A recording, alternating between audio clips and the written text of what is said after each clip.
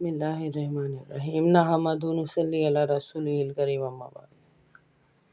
ہم صرف اور صرف جسم کو سنوارنے میں لگے حالانکہ اصل شے روح ہے۔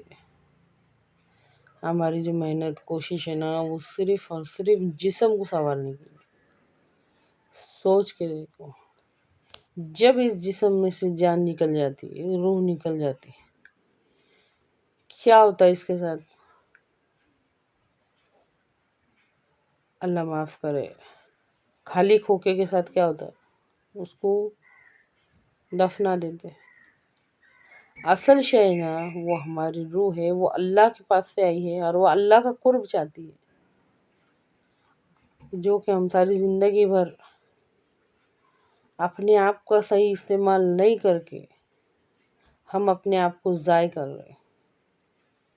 یہ باتیں ایسی نہیں ہے کہ اس کو یا تو بالکل سنے ہی نہیں، یا تو پھر اگر سنے میں آئے بھی تو ایک کان سے سن کے دوسرے سے اڑا دے۔ ان باریکیوں میں غور کرنے سے اللہ ملتا۔ غور کر کے دیکھو،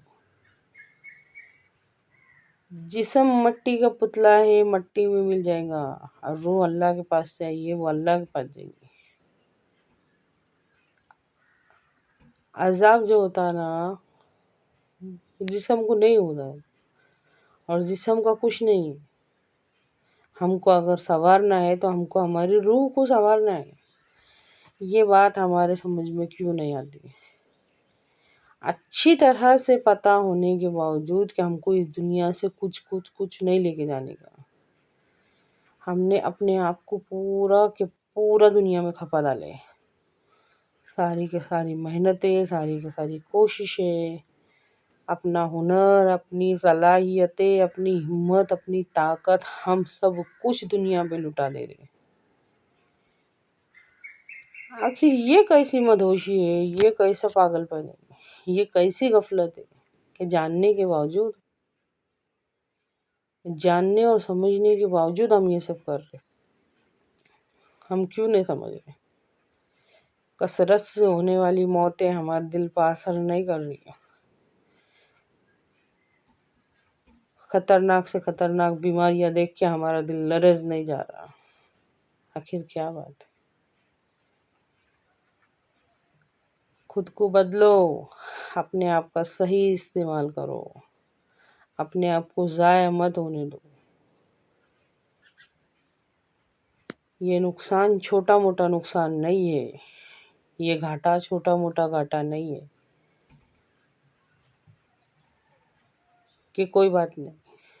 اپنے آپ کو ضائع کرنے کے بعد جب ہمارے پاس کچھ بھی نہیں بچے گا، کیا کہیں گے ہم ہمارے رب کے پاس جا کے؟ ہم کیا کر کے آئے؟ اچھی طرح سے سمجھو اس بات۔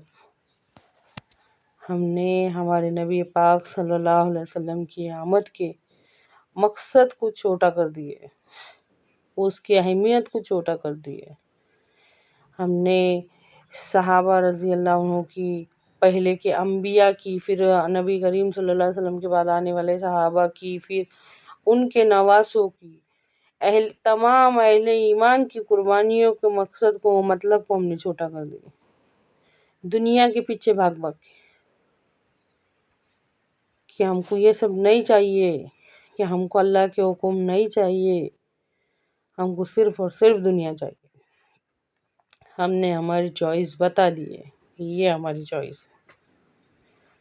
آخر یہ کیسا پاگل پن اور غفلت ہے، اور کیوں ہے؟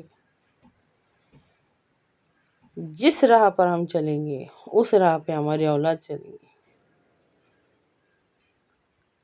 سمجھو، اچھی طرح سے بات کو سمجھو۔ ہے کوئی جو سوچے اور سمجھے؟ ہے کوئی جو اپنے آپ کا صحیح استعمال کرنا چاہے؟ اپنے آپ کو ضائع مت ہونے دو۔ ہم قیمتی ہے، ہم قیمتی ہے، اپنے آپ کو ضائع مت ہونے دو۔ ہے کوئی جو غور و فکر کرے؟ صرف جسم سنوارتے، آخر روح کو کب سنواریں گے؟ کب سنواریں گے؟ ہم اچھی طرح سے دیکھتے کہ جب روح نکل گئی جسم میں سے تو ختم. آنکھ ہے پر دیکھ نہیں سکتی، کان ہے پر سن نہیں سکتے، زبان ہے پر بول نہیں سکتے، کھا نہیں سکتے، ہاتھ ہے پر ہل نہیں سکتے، پاؤں ہے پر چل نہیں سکتے. جب تک جسم اور روح کا ساتھ ہے، جب تک سب ہے، اس کے بعد کچھ نہیں ہے. تو پھر کیوں ہم ہماری روح کو سنوارنے کی کوشش نہیں کرتے؟ وہ اللہ کا قرب چاہتے ہیں، ہم اس کو اللہ کا قرب نہیں دے رہے. جب تک جسم اور جان ساتھ میں ہے، ہم اس کا صحیح استعمال نہیں کر رہے. اے اللہ، امت مسلمہ کو اس غفلت سے نکال دے. اللہ کی، اس کے رسول کی صلی اللہ علیہ وسلم کی سب محبت ہمارے دلوں میں ڈال کے ان کے حق ادا کرنے کی، حقوق العباد ادا کرنے کی توفیق عطا فرما. اے اللہ، کہنے سننے سے زیادہ عمل کی توفیق دے. آمین.